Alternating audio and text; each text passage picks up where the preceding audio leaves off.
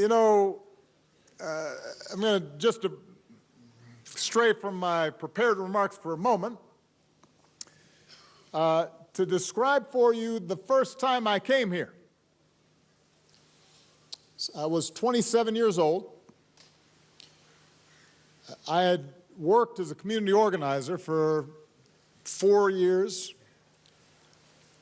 I had gotten to know Alma and fell in love with her, but we hadn't grown up together. And I was determined to better understand the life of my father and the life of his people.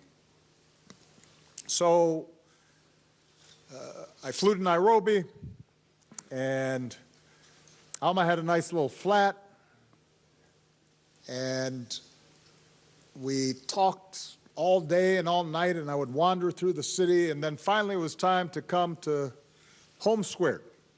That's what we used to call it. And so we took a train, and the train went overnight. And the train went very slowly. This was not a bullet train. And when we finally got to Kisumu, we took a bus.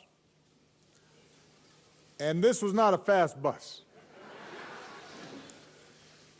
And there were some chickens in my lap, and some sweet potatoes digging into my side. And then we got somewhere around here, and we had to get on a matatu. And it was more crowded than the bus. And then it dropped us off, and we walked up a dirt path, and then we walked some more, and we walked some more, and finally we came to Mama Sarah's house, although it wasn't quite as fancy as it is now.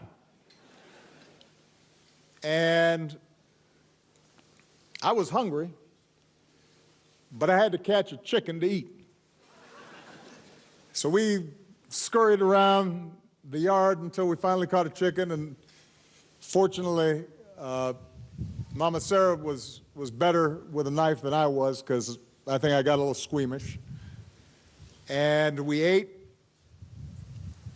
and then before bed, there was a cistern where we had to bathe with a little ladle, and we were scooched underneath the water. And I looked up at the stars, and I visited my father's grave, and it gave me a sense of satisfaction that no five-star hotel could ever provide, because it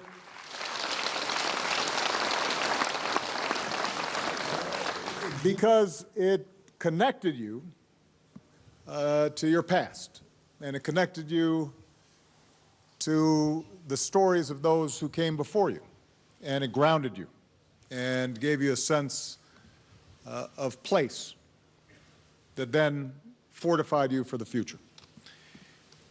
And when I think about what Alma has now accomplished in building this center,